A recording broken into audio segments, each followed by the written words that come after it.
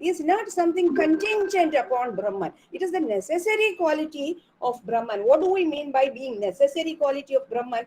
Because there is this primary usage of the Brihad. The Brihad is the factor of gravity, the greatness. This greatness is the natural and primary, or the word Brihad has its primary usage as well as Lord is concerned, because he alone is the Lord of all. And then Adha, Ataha, Adhado Jijnāsa.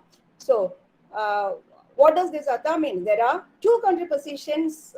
Alwar, of course, Professor Alwar would speak. I'll just speak only about the Laghupurva Paksha, wherein he quotes Shankara and Bhaskara, wherein Shankara very famously, he says that the cause of the bondage is the perception of the distinction which is rooted in avidya, and therefore the popular position of Shankara is that by bringing in knowledge, this distinction will disappear and you will have the liberation. And how is it that you are expected to have knowledge? By bringing in the Vedic texts or the Upanishadic texts like the Tvamasi, the Mahavakyas, so on and so forth. Now, countering this, Ramanuja would say that just by bringing in the Vedic text alone, your liberation will not be possible. The scriptural text alone will not help you to remove the ignorance and lead you to immortality. And what else you need? You need devotion, meditation, and worship. And to establish his point, he quotes several instances in the Vedic text where knowledge has been equated with worship, devotion, and meditation. He also quotes Tanka, wherein he says that the innate tendency towards the error can be cured only by work and worship. So once again, the Karma Mimamsa and the Jnana Mimamsa, the chapter that speaks about, metaphorically, the chapter that speaks about the activities, the work that has to be undertaken, that would lead you to liberation, and the knowledge that you should necessarily have, which will take you to liberation, should be understood as one single science. So further, Tanka also says that the sadhana chatushtaya, as you all know, which Shankara speaks about, should be necessarily polluted with these methods that he has instantiated, namely worship, devotion, meditation, and so on. And interestingly, he gives high significance to the ritualistic elements in religion. As you all know, Sri Ramanuja brings back religion to the center stage of philosophy. In Achara Prabhu Dharma Dharmasya Prabhu. So Achara, the ritualistic factors should be at the center stage in religion / philosophy, has been one of the principal dictums in Vishishtadvaita as well as I understand. So this much I submit before Alwar. Please correct me if I have gone wrong, because this is a great tradition, great philosophy, and we are all novices in front of Professor Alwar. With these few words, I am extremely happy that Acharya Ramanuja makes us focus on him repeatedly, and we will have several others who subsequently, Suganya is going to speak, her colleague from Germany again is going to speak on the Vishishtadvaita tradition. I'm extremely happy that Vishishtadvaita tradition has been repeatedly attended by ISSS. And once again, I welcome Professor Alwar to the stage, the mastermind, who's the last word as far as Vishishtadvaita is concerned. Over to Professor Alwar. Thank you so much. Thank you, ma'am. Now, I'm honored to invite Professor M.A. Alwar, Professor, Department of Nyaya, Maharaja Sanskrit College, Karnataka Sanskrit University, Mysore, for the textual interpretation of Jijnāsādhikaraṇa of Śrībhāṣyam. Over to you, sir. Can you hear me? Yeah. Yo nityamachyuta padambujayukma rukma vyāmohatah taditarāni trināya mene asmadguror bhagavatosya dayayika sindhoh Ramanujasya charanau sharanam prapadye अखिल भुवन जन्मस्थेम भंगादिलीले विनत विविध भूत व्रात रक्षैक दीक्षे श्रुतिशिरसि विदीप्ते ब्रह्मणि श्रीनिवासे भवतु मम परस्मिन् क्षेमुषी भक्तिरूपा पाराशरीय वचः सुधामुपनिषद्दुग्धाब्धिमध्योद्धृताम् संसाराग्निविदीपनव्यपगत प्राणात्मसञ्जीविनीम् पूर्वाचार्य सुरक्षितां बहुमतिव्याघातदूरस्थिताम् आनीतां तु निजाक्षरैः सुमनसो भौमाः पिबन्त्वन्वहम्. I am really honored to have been invited to give a talk on the Śrībhāṣyam of Ramanujacharya. Śrībhāṣyam of Ramanujacharya is his magnum opus, which is a unique and extensive commentary on the Brahma Sutras of sage Badaraya. Before I proceed to read the text and give its explanation, I would like to make a few remarks on the unique contribution of Ramanujacharya to the field of Vedanta at large and also the entire world in which he united under the banner of Bhakti. As we all know, the three Acharyas, Shankaracharya, Ramanujacharya and Madhvacharya, each of them are unique in their own respect.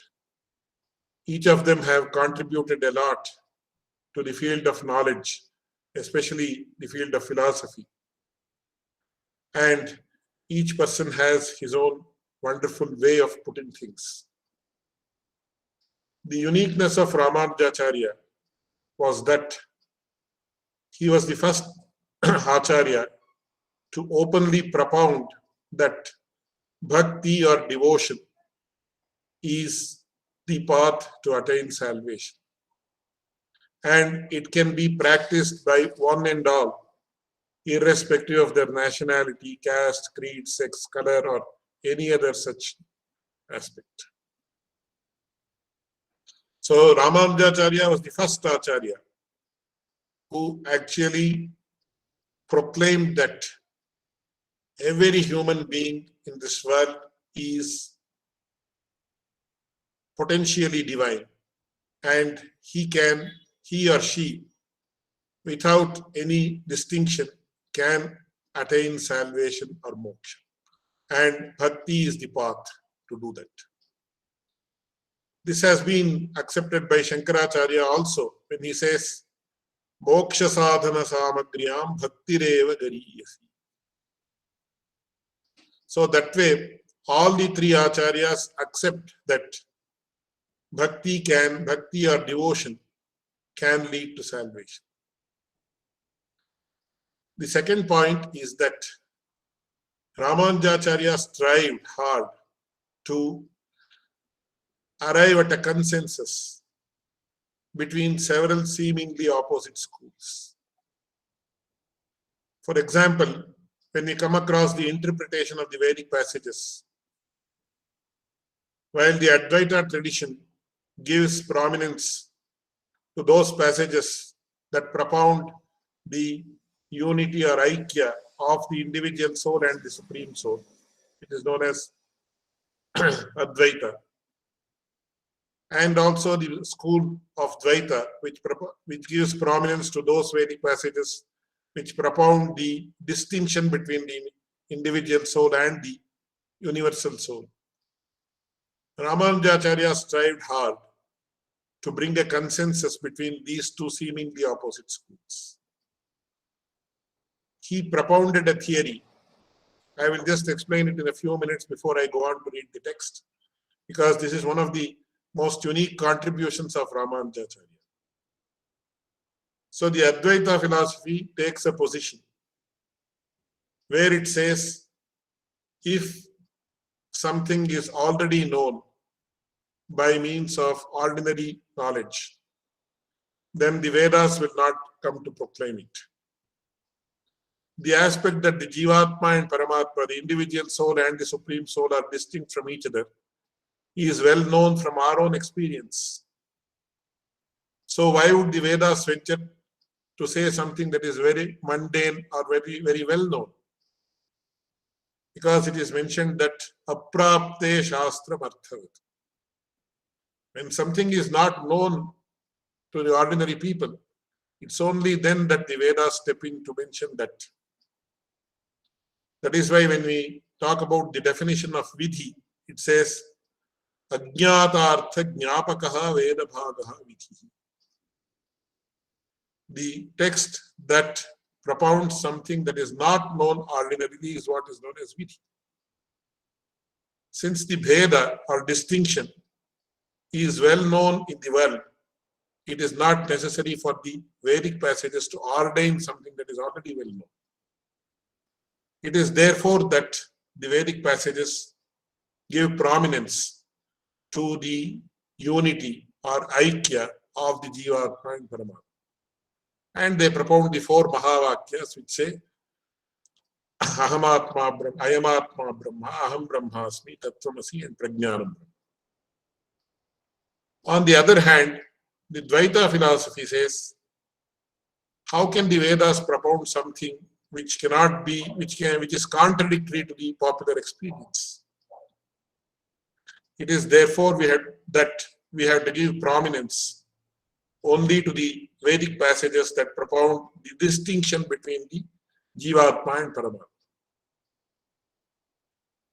So they say, Nityo Nityanam Chetanaschetanaam Eko Bahunam Yo Vidadhati Kaman Jnāgyau Dvau Ajau Ishanishau, and several other passages that propound the clear distinction between the Jivatma and Paramatma.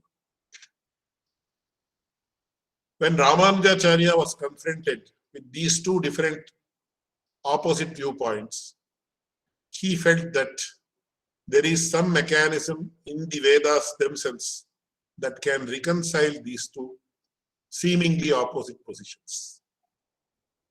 So he founded the concept of what is known as Ghataka Shrutis, which reconcile the Bheda Shrutis and the Abheda Shrutis. So the Vedas cannot take two totally opposite positions at the same time.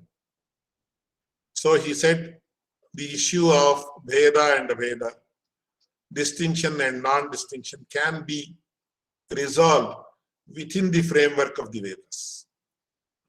And this is one very unique contribution. I will not go into that because it will require at least half an hour for me to establish this aspect in detail. Today, this is one of the several unique contributions of Ramanujacharya to the field of Vedanta and to the field of knowledge in general. Apart from that, there are several aspects that are currently relevant that Ramanujacharya has contributed to. For example, the field of mnemonics. Today, how to increase memory is one of the hot topics. So, computer memory is ever increasing. Earlier, we had just 1 GB of a hard disk. Then we had 10 GB, something like 32 GB. Then we had 64 GB. Then we had 520. Then we have come to the aspect of 4 TB or 8 TB in terabytes. But how to increase the memory power of the human being? Not much has been thought about this aspect. But all our Purvacharyas have thought about these things. Because when we come across the works of Shankaracharya and Ramanujacharya and other Acharyas, we see that they have quoted extensively from more than 200 to 300 works. Did they have any library where printed books were available? Did they have Google search? Or did they have any other online facility to just see these works? My revered father used to say, everything was online here, not here. So these are the aspects that need to be looked into when we study these works. How are they currently relevant? how do we realize the contemporary relevance of these works? And today I am also going to talk about one very, very important topic that is currently relevant, because we see that several theories, kindly do not mistake me when I say this, several theories that have been of language, etc., that were propounded several thousands of years earlier are being reappropriated by many people, and they are being propounded as their own theories. So today I am going to talk about one very important theory about language, which is the subject matter of the Jijnāsādhikaraṇa. I will read the text and explain it with some slides. So from what I understand with my discussion with Dr. Śrībhāṣyam Nyaya, who is a great scholar in Vedanta and also has a unique vision in organizing a very new scheme where the original text is read and the explanation is given. Today, the main problem is most of the scholars depend on secondary sources. They don't read the primary text because of the language barrier and several other barriers. But I am very happy to be addressing this audience, wherein the scheme is that we read the original text and then interpret it or understand it.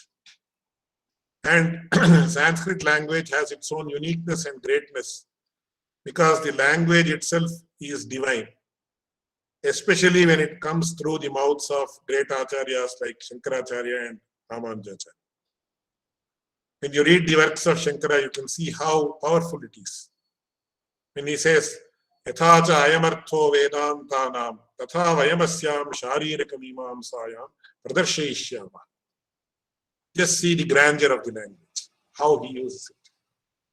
Similarly, when we study the text of Ramanujacharya also, his innate humility is very much evident when he says, Bhagavad Bodhayana Kritam Purvacha Vistirnam Brahmasutra Vrittim Purvacharyaha Sanchikshitu Tanmatanusarena Sutraksharani Vyakhyasi. He says the purport of the Brahma Sutras have been very well expounded by my Purvacharyas like Bhaduri, Brahmanandi, Namidacharya, etc. And the meanings of the sutras shall be exposed. He doesn't even say, I am going to tell this. They shall be exposed according to the school of our Purvacharyas. So I will now proceed to read the text and explain it. The background is like this. The first adhikarana of the Brahma Sutras is known as the Jijnāsādhikaraṇa. So the subject of discussion is, can one attain the knowledge of the Supreme Brahman? Is it possible to attain it? As is the norm, we have two aspects, the Purva-paksha and the Siddhanta. The Purva-paksha is the apparent view or the incorrect view, which is going to be refuted later. And then the Siddhanta, that is the conclusive view. So the Purva-paksha is generally given by another school of philosophy, whereas the Siddhanta is given by the Vedanta school of philosophy. This is how it has been arranged. So I will not go into the background of these things because with regard to each and every aspect of Śrībhāṣyam, a huge amount of information needs to be given. So I will just go to the text directly.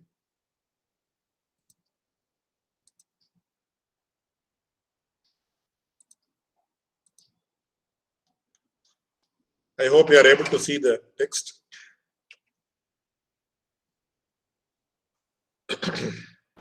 Yeah, So this is the Jijnāsādhikaraṇam of the Śrībhāṣyam. So these are the words of Bhagavad Ramanujacharya. Tatra purvapakshavadi manyate vruddhavyavaharati anyatra shabdasya bodhakatva shaktyavadharana asambhavat vyavaharasya cha karyabuddhi purvakatvena karyarthe eva shabdasya pramanyam iti karyarupa eva vedartha. अतः न वेदान्ताः परिनिष्पन्ने परे ब्रह्मणि प्रमाणभावम् अनुभवितुम् अर्हन्ति।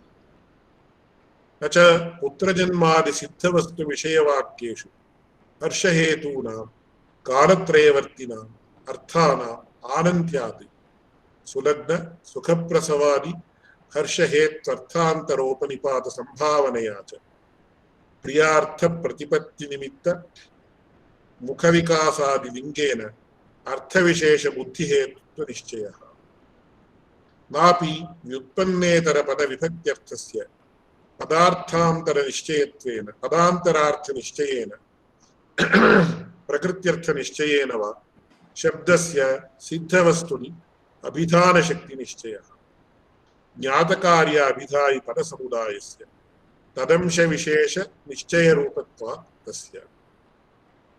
So this is the text of the Śrībhāṣyam. To be very honest, this text has to be explained over a period of 3 to 4 hours. So it will be a bit of a challenge to explain this and also the Vedanta in a period of about 20 to 25 minutes.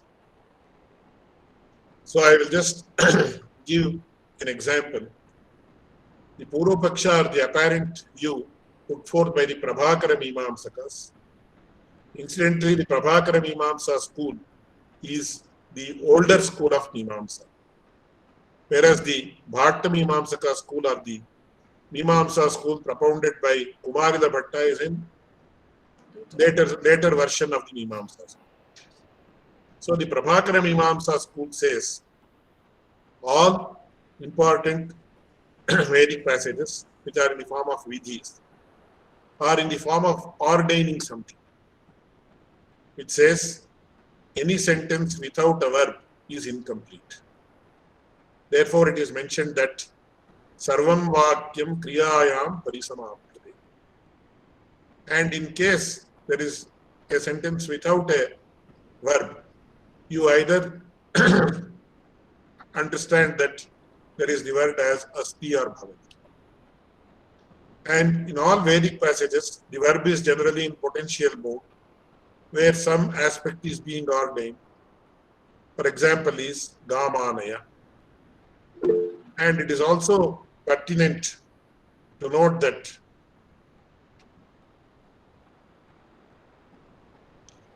how do children understand language?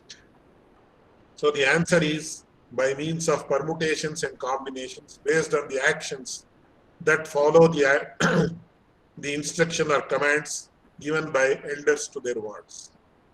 So the example is gamanaya, gambadhana, ashwamanaya, etc. So here it is to be noted that unless there is a verb which is in potential mood, it says do this, don't do this, etc. It is in the form of do's and don'ts. It is difficult to understand the language. So I will give one more example. So according to the Mīmāmsa Shastra, the Vedic sentences are divided into 5. Vidhi, mantra, namadheya, nishedha and arthavada. I will not go into the details. The first category is vidhi. It says ajñātārtha jñāpakaha vedabhāva. That which ordains something which is already not known is what is known as vidhi. And how does a boy understand language? So he keeps the boy or a girl, a young child, it keeps watching the transactions or the happenings that goes on around it. So a elderly person tells a young person, go and bring a cow, gam anaya. So this child immediately associates gam anaya along with the action of a cow being brought. Then the person will say, Gam badhana ashwamadaya, tie the cow, bring the horse. Then the boy will, actually boy or girl, boy means a child, don't mistake me. So what he or she, the child will feel is, yes, Gam means a cow, Ashwa means a horse. But these meanings are known only when they are associated with some activity which is known as kriya. So the activity aspect of a sentence is very, very, very important. Without the activity aspect, one cannot understand the words. So just see, when a sentence does not have a verb, proper kriya that directs a person to specifically do something. So when a person says this is a book, the listener will say, okay, I understand, but what do I do with it? Do you want me to read it, or do you want me not to read it? Do you want me to discard it, etc. This is the theory of the Prabhakara Mīmāmsakas, which says, Kriyanvite eva shakti.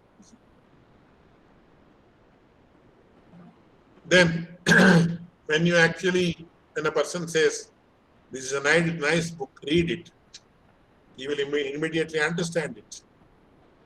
When a sentence has a verb or a proper kriya that directs a person to specifically do something, immediately the listener will say, yes, I understand, I will do so. So in Sanskrit, there is a famous saying in the Shastras, Bhutam Bhavyaya Upadishyate. So for example, we talk about history. We talk about several other aspects that have happened in the past. So if a person says, so in English you say, let bygones be bygones. Why are you telling something that is long, what has happened long back? Then we say, no, it has something that is relevant currently. If I am talking about some mistake that a person has committed, then it means that you should not commit such mistakes in future. If I am praising somebody, then you say, why do you unnecessarily praise somebody?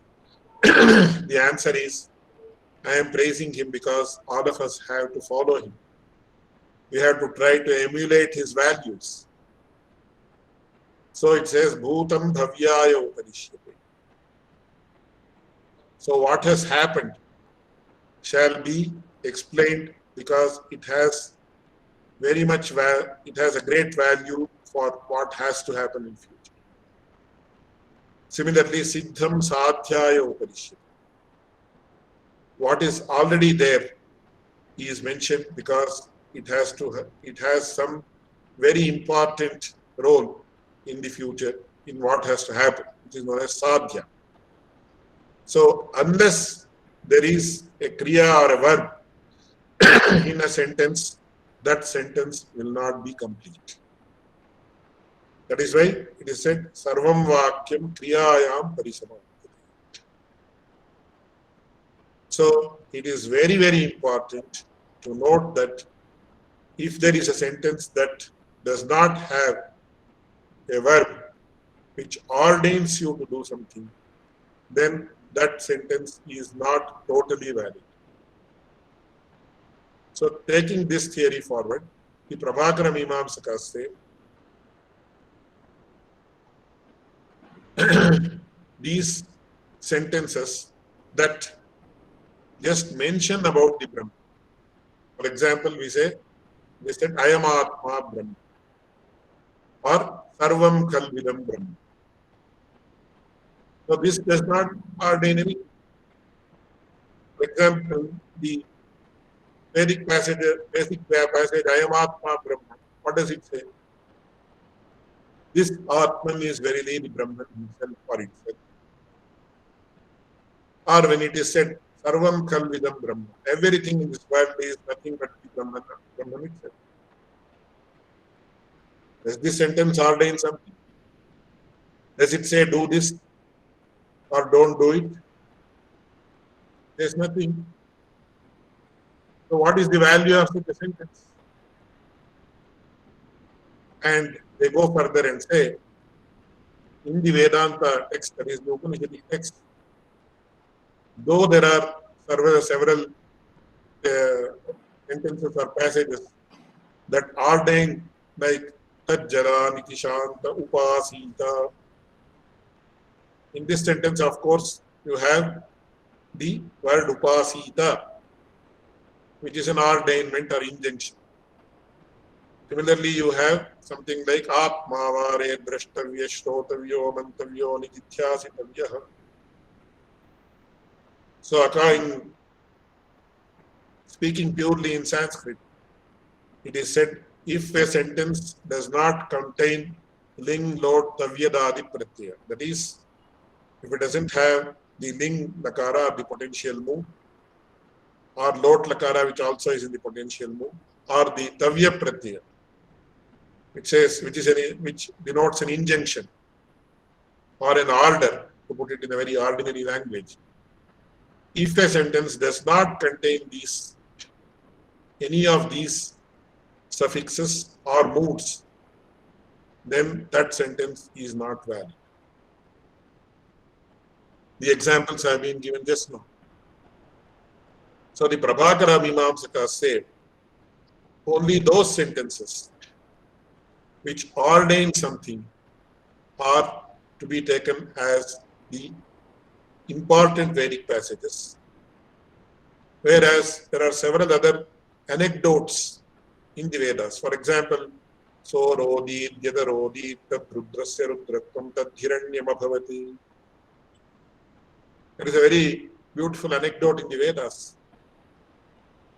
It says, it's of course an allegorical story. It should not be taken in the literal sense. So the Lord Agni, or the god of fire, was greatly perturbed,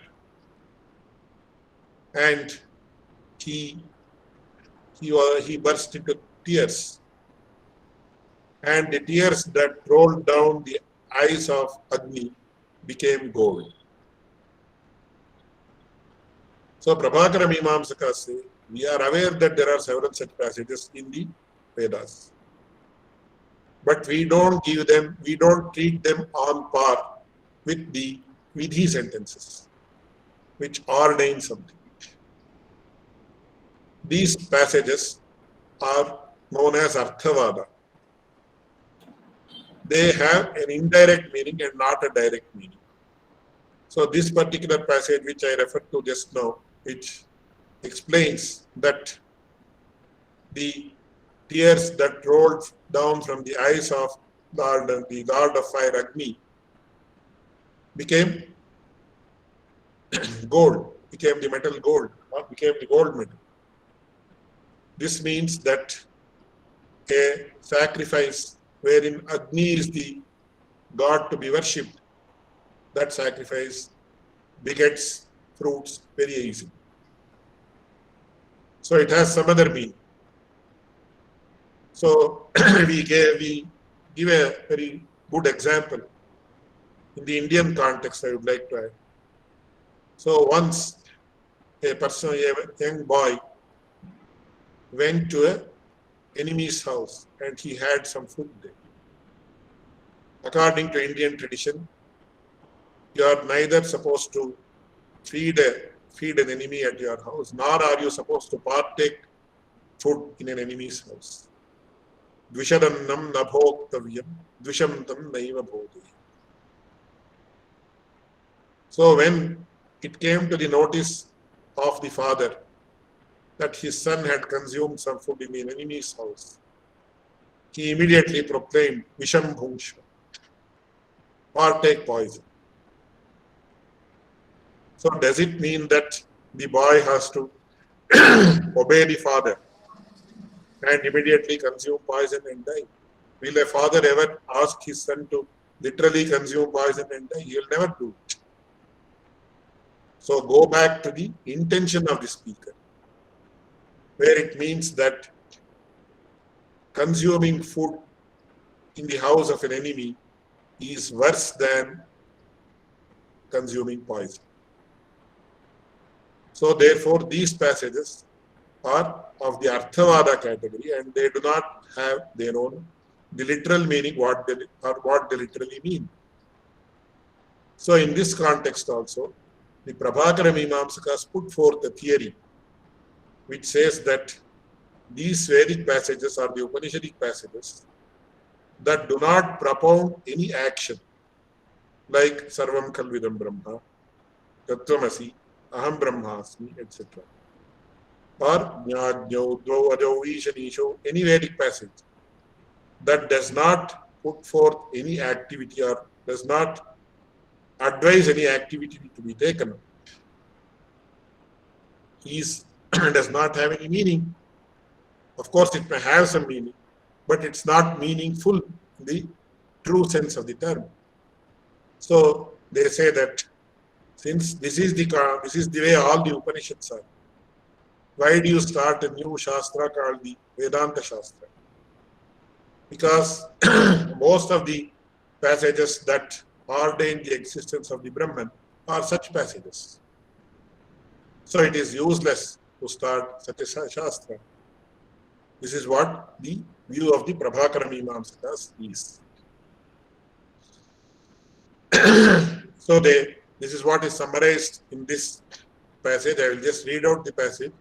I am not going to the word by word meaning because it is nigh impossible to explain the word by word meaning in a period of about 40 minutes of a big passage, which is filled with meanings.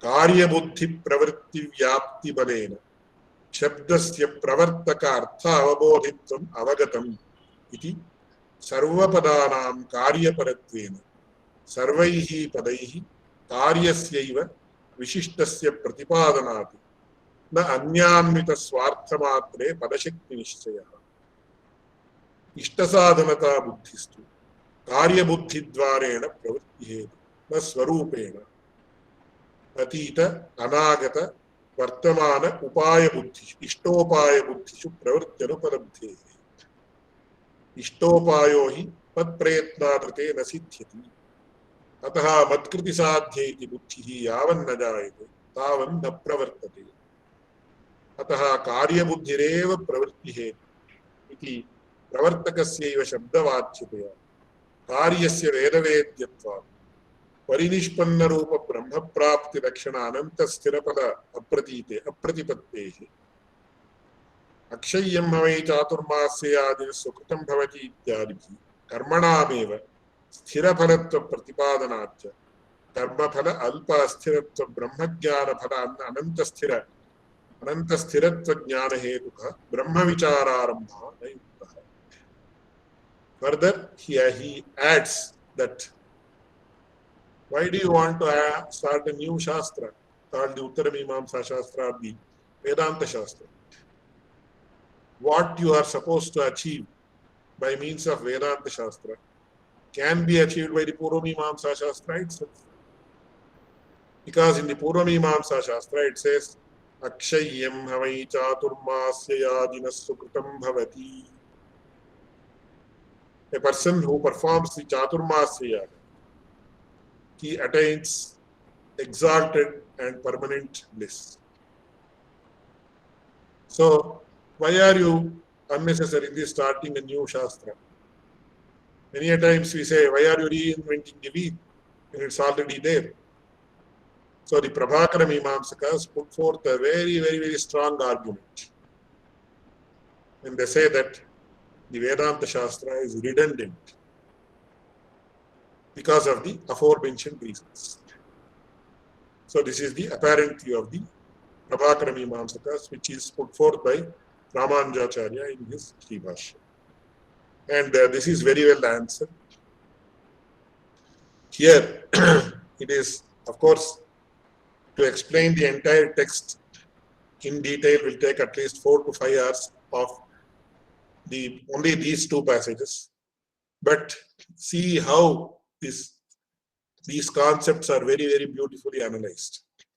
That is what I would like to mention here, because more than the text matter, you have to understand how deep Ramanujacharya has delved to unearth the hidden concepts. So the Prabhakara Mīmāmsakas have their own view of what is ling.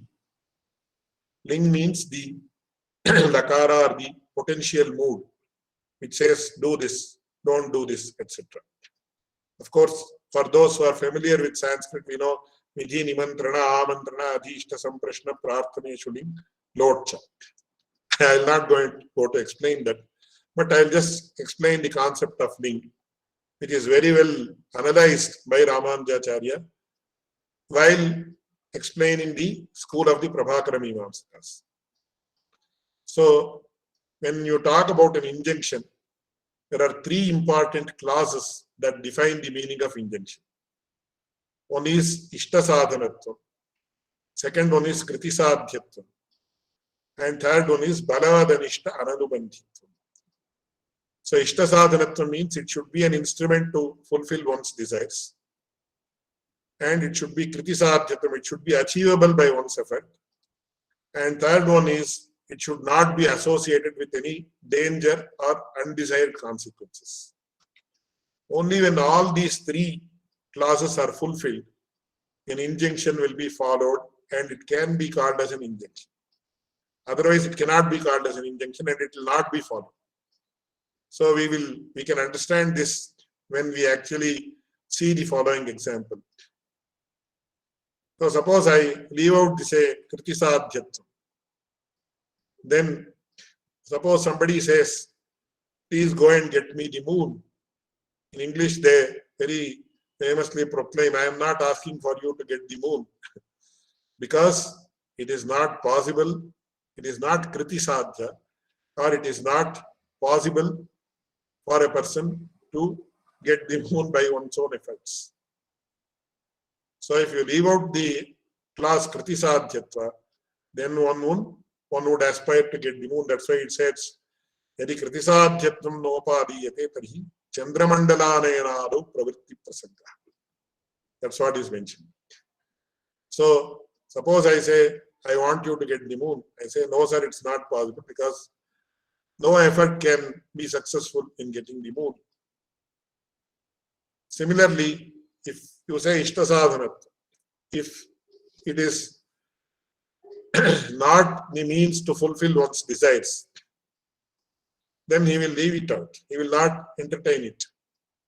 Suppose there is a very, very renounced person, a person who has renounced everything. Suppose you say, I will give you $1 million. Can you do this? Say, no, sir, I am not interested in money. Don't disturb. Because that is not his Ishta Sadhana.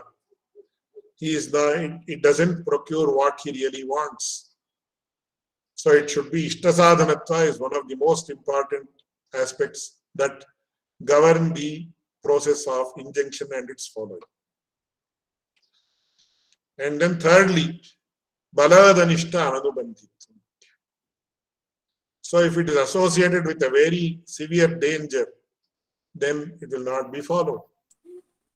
For example, if I say, I will give you $1 million but will cut off your hand, will the discerning man agree? He will say, no, I will not do it.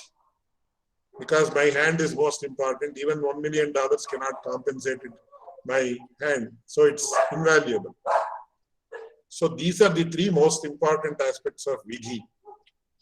If any of these aspects are missing, then it cannot be called as a Vidhi. So Ramanujacharya analyzes these concepts threadbare while explaining the Prabhakara Mīmāmsaka school. So having analyzed these things, he comes to the Siddhanta portion. Atra abhidhiyate Nikhila loka vidita Shabdartha Sambandha Avadharana Prakaram Apanudya Sarva Shabdana Alaukika Artha Avabodhitva Avadharanam Pramanika na Bahumanyate. Evam kila Balaha Shabdartha Sambandham Avadharayanti Mata Pitra Prabhritihi Ambatata Matuladini Shashi Pashu Nara Mriga Pakshi Sarpadinshcha Enam Avehi Imam Cha Avadharaya Ityabhiprayena Angulya Nirdishya Taistaish Shabdaihi Teshu Teshu Artheshu Bahusha Shikshitaha Shanaihi Taistaireva Shabdaihi Teshu Teshu Artheshu Swatmanam Buddhyutpattim Drishpa Shabdarthayoho Sambandhantara Adarshanaati Sanketaitra Purusha Ajnanacha Teshvartheshu Tesham Shabdanam Prayogaha Bodhakatva Nibandhanaha Iti Nishchinvanti Punascha Vyutpannetara Shabdeshu Tasya Shabdasya Ayamartha Iti Purva buddhai purvavriddhaihi shikhitaha sarvashabdanam artham avagamya parapratyāyanāya tattadarthāvabodhi vakyajātam prayunjate. So the meaning is, the purport is as follows. What the Prabhakara Mīmāmsakas say is true, but it is not universally applicable. That is what Ramanujacharya says while refuting the theory of the Prabhakara Mīmāmsakas. We will just see an illustration. So, of course, we saw that when a person says, this is a book, the listener will say, okay, but what I do with it? And when you say, this is a book, read it. He says, I understand, I will do so. But this is not the universal scenario. When a mother tells her child, this is a book, or this is your father, the child surely understands the same. And thereafter, whenever it sees a book or his her father identifies the same, that proves that the child has grasped the relationship between the word and its meaning. So Ramanujacharya explains it in great detail. He says, when the mother says, this is your father, this is your uncle, this is your aunt, this is your grandfather, then she'll say, this is a cow, this is a horse. Will the child not understand the relationship or get the relationship between the world and the object that it denotes? Definitely it will understand. Therefore, the theory of the Prabhakara Mīmāmsakas that says that unless you have a verb that ordains something, only such a sentence is valid, is not true in all cases. That is not totally incorrect, that is quite correct, but it is not universally applicable. Therefore, when you say, this is the nature of the Brahman, yato va imani bhutani jayante yena jatani jivanti yat prayantyabhisamvishanti tad brahmeti. So in the Bhrigu of the Taittiriya Upanishad, the student asks the master, Adhihi bhagavo brahmeti, oh my Lord, please let me know what the Brahman is. What is the definition of the Brahman? Then the master, who is also his father, he says, yes, I will tell you now. Yato va imani bhutani jayante yena jatani jivanti yat prayantyabhisamvishanti.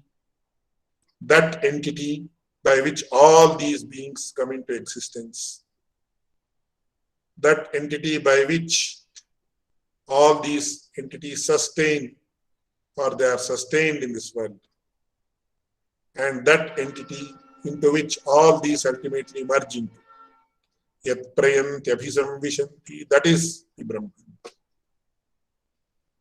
So we have an understanding of these sentences which says that there is an entity that causes the creation, sustenance and dissolution of this universe, and that is the Brahman. So what is the exact nature of that Brahman? Tapasa Brahma Vijijnāsas, that is to be known by means of penance.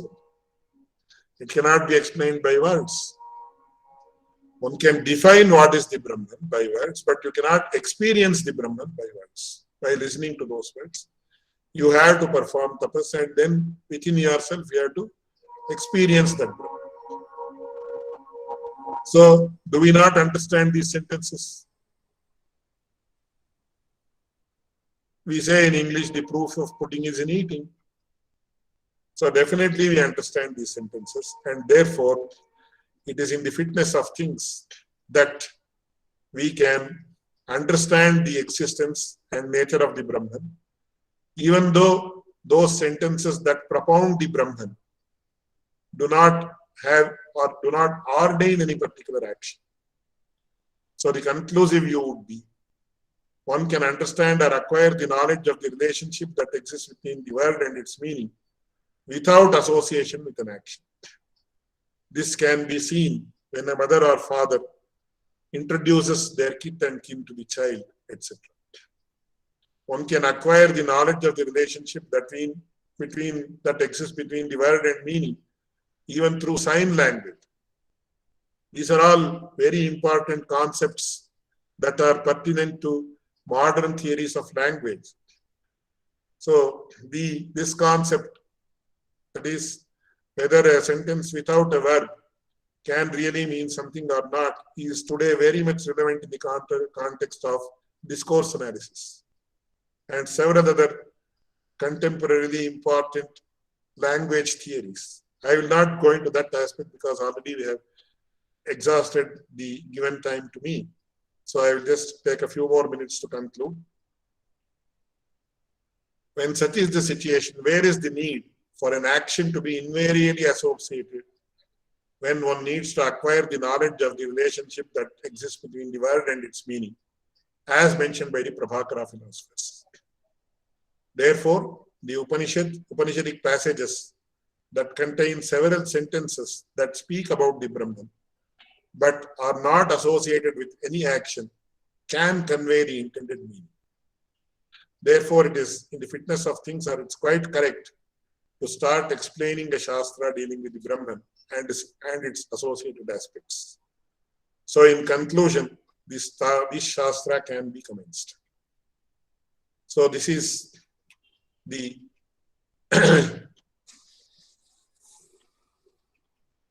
this is the final verdict given by Ramanujacharya.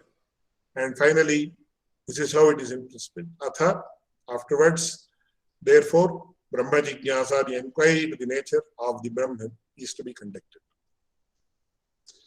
So with these words, I conclude the explanation of a small text of Ramanujacharya. Of course, I have not gone into the language aspect of the text because it requires a lot of time. And I have been given 40 minutes, I have taken 5 minutes more.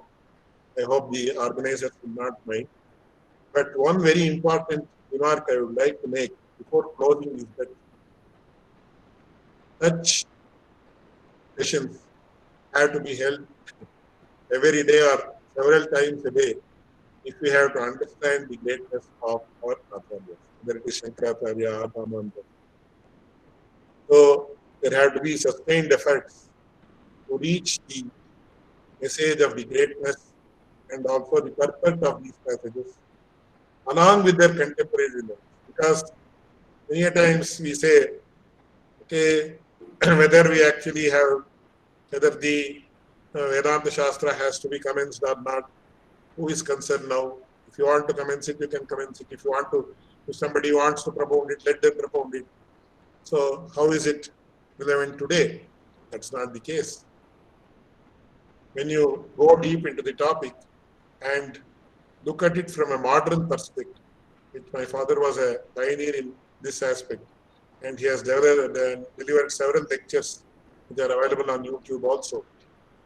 So he used to say, of course, it's so much engrossing for us to study these theories when you are actually interested. But look at it from the contemporary relevance point of view also.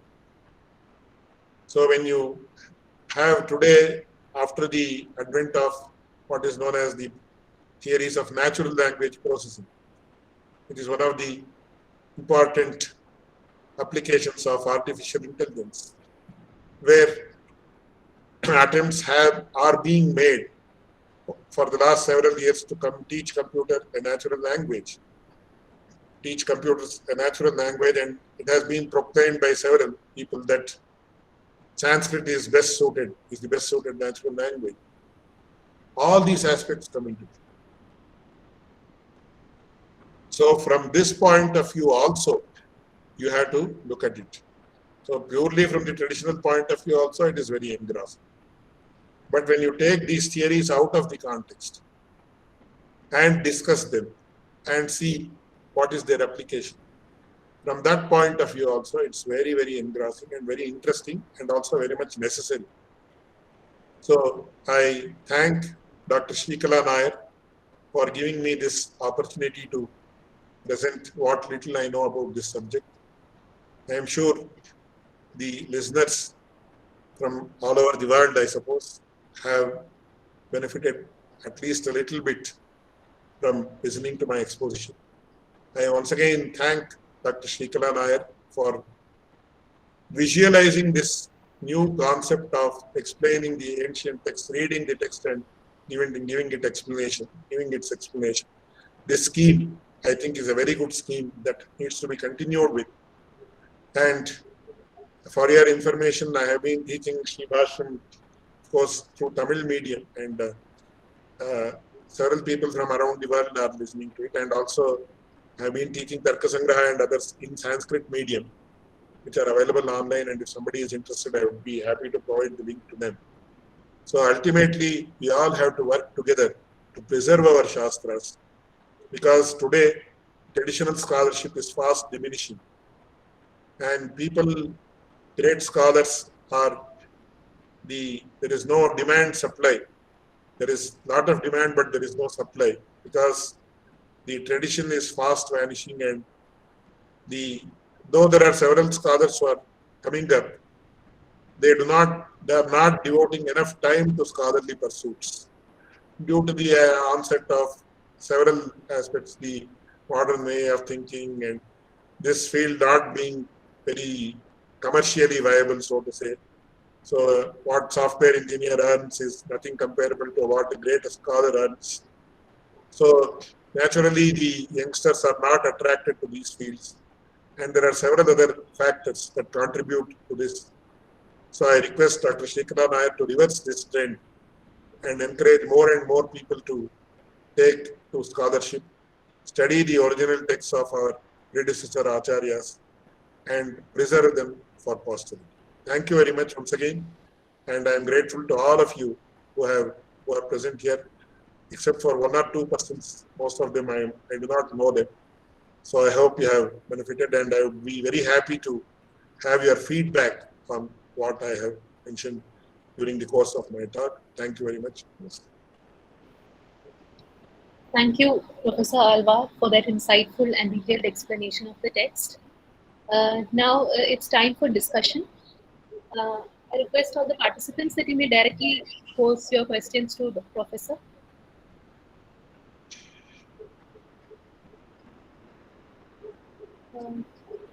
Dr. Suganya, would you like to initiate discussion?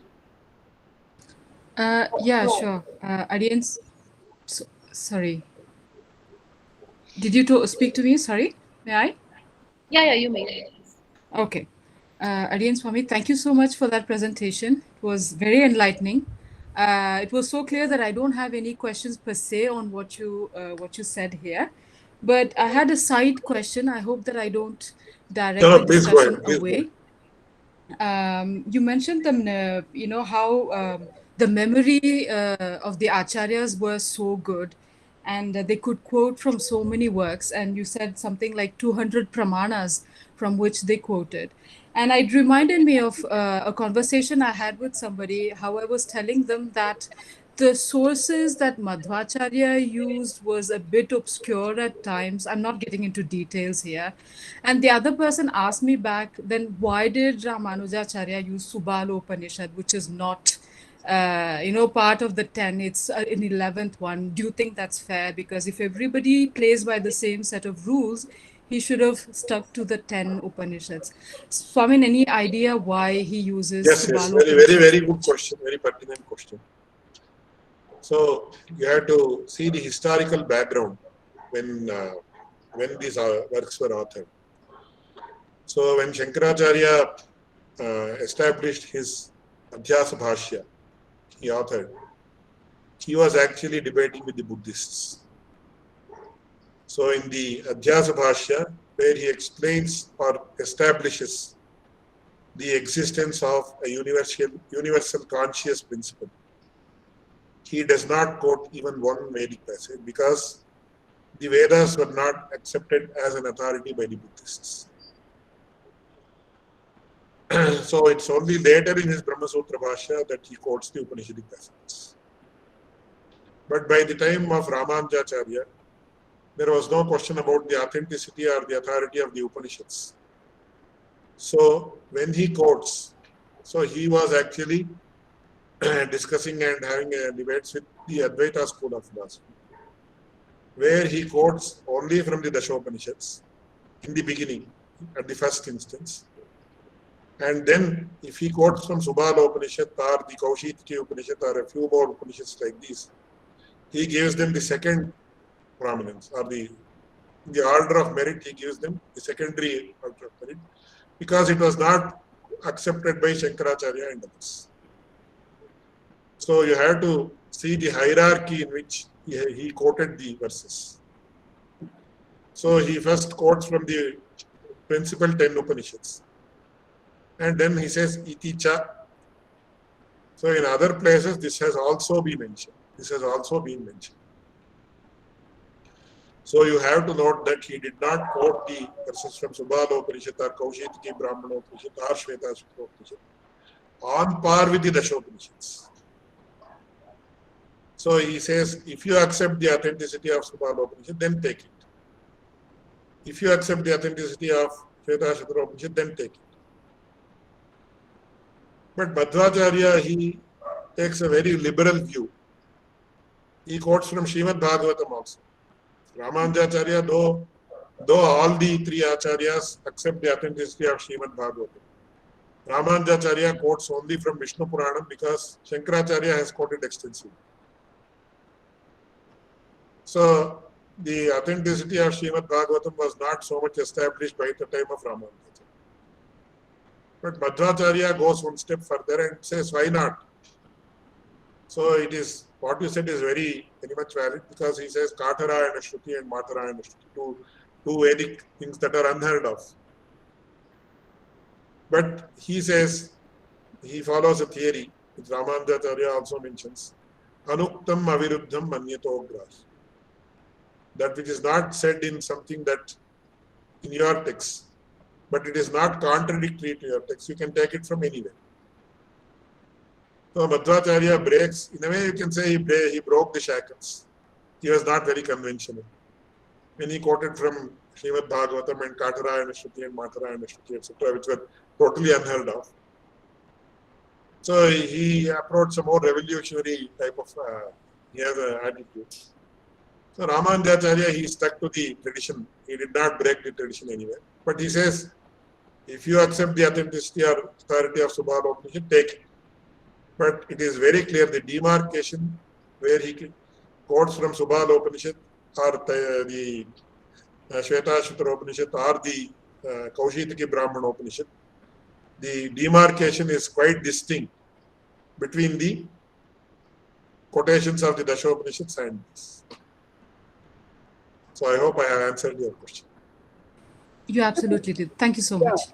Professor Alwar, are you trying to say that like there is a progressive disinclination to stick on to the Shruti literature? Like if you look at Acharya Shankara's Bhashyas, he quotes only the Shruti text. He is literally bound by Shruti, and there seems to be a progressive disinclination to stick on to the Shruti, and that starts with if I'm sorry, madam. Shankaracharya quotes from Vishnu Purana, definitely. Does it? Does it? Yes. It's available in the Bhashya. All right. And now you have I'm told that he sticks on only to Shruti. That's not the case. No. He has quoted from Vishnu Purana extensively. So whatever Shankara has resorted to, those texts were resorted by Ramanuja as well. But he hasn't diluted further. Yes.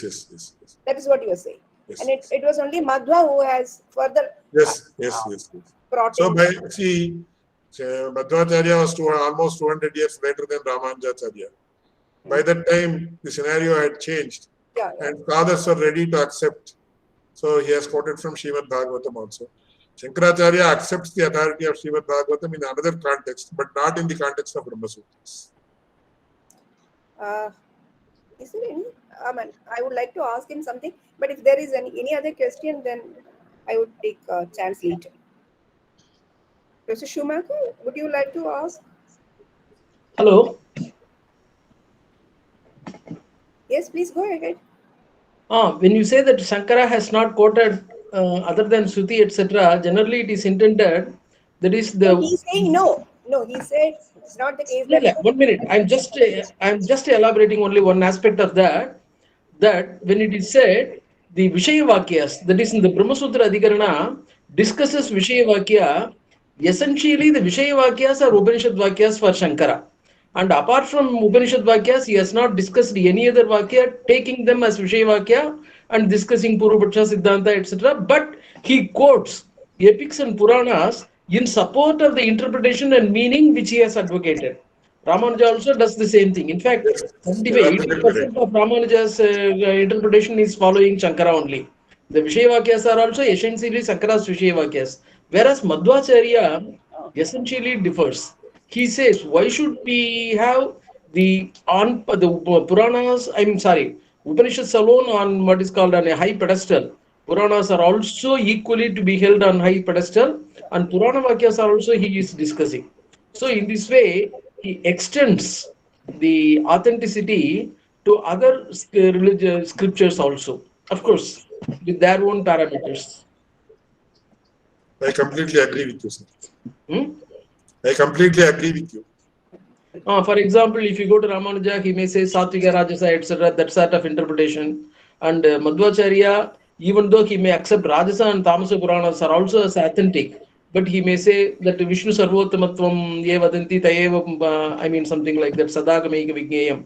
While discussing Sadagameika Vignyayam Samatita Charaksharam, what are the Sadagamas and what are the Duragamas? His definition, his criteria for Sadagama will be Vishnu Sarvottamatva. Like that. Professor Alwar, see, when we look at the Mimamsa theory of language, which you have beautifully explained, where you have this very strong theory of meaning called the performative theory, where how language comes to perform. The performative theory of language, which is popular across the world. And we have heard Ramanuja's counter argument that was quite good, but then what is exactly his theory of meaning? Like, having refuted him, like, what is he placing instead of the performative theory of language, which has been quite acceptable for us. But if you remove it, then what is it that he is placing instead? No, ultimately, the context is like this, as I explained. If a sentence that does not have a verb or that does not ordain something cannot convey a meaning. If you say like that, then the Vedic passages like etc., they will not become authentic. So the context is, that's why I said, now these Vedic Vedanta passages can, even though they do not have a particular verb in them, they can convey the meaning. When this theory becomes valid, then only the entire Vedanta Shastra can be begun. So it is to be viewed in that context. I have sufficiently explained it, so I hope it is quite clear. In fact, Mimamsakas say, Vedoshara Vedantaha. The most infertile part of Veda is Vedantas. Yes, of course, they don't accept the authenticity of the Upanishads at all. And it is like, no, they accept. In fact, they accept the Mimamsakas, especially Bhatta Mimamsakas, they accept the authenticity. Because Bhatta Mimamsakas accept. These people also, because for example, in the Kalpa Sutras, Upanishads are sometimes prescribed. Say, for example, in the Brahmaveda Samskara, Narayana-bhyam Upasthanam. So, Upanishads become, what is called. But they say that it is not as authentic as the Vidhi portions. For them, even mantras are secondary. Also, Professor Alwar, this kind of difference has been placed even by Advaitins. So, like, what is it that Ramanuja is saying that this Vidhivakya and the disparities between the Arthavada, where Advaitins also proves that Mahavakyas should have a higher status. The several theories are common. There is no problem.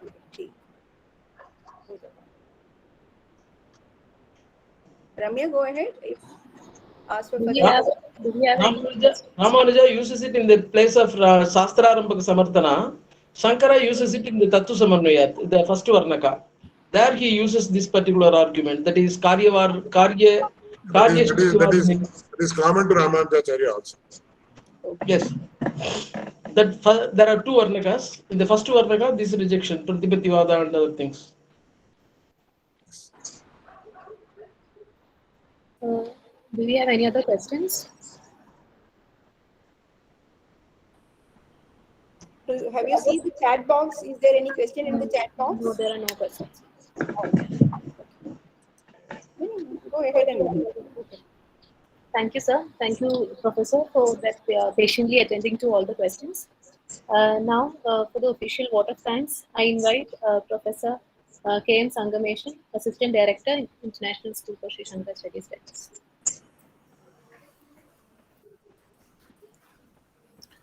Thank you, ma'am.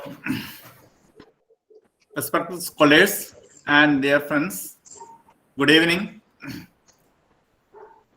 It was a nice experience today in this evening.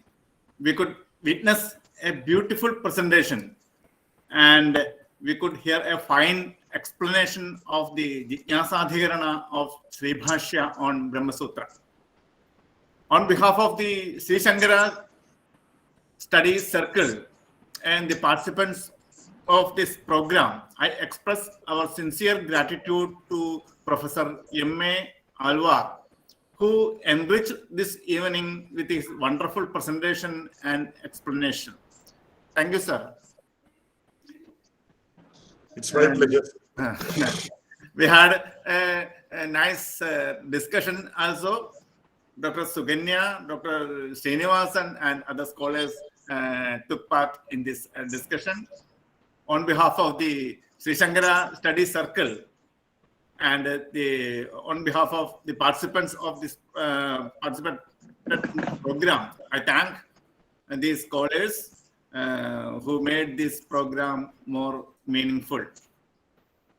I thank my colleagues and my research scholars and other participants of this program for making this even a meaningful one.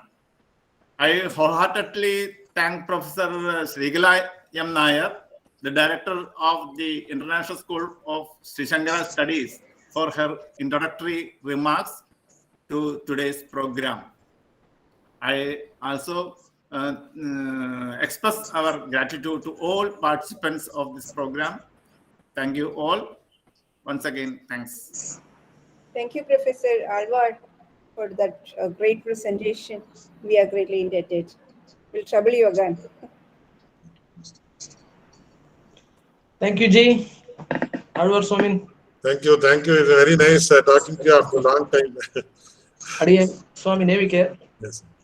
So very nice that you could give some good remarks. Very nice. We'll meet sometime soon. Definitely welcome. Okay then. Bye-bye. Bye. See you again.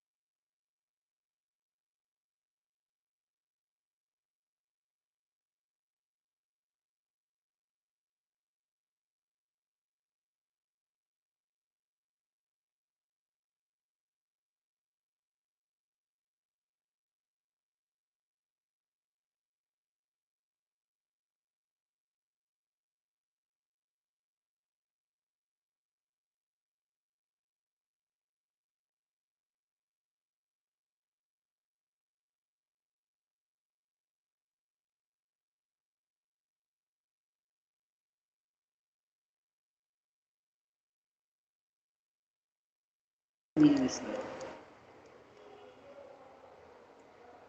break that.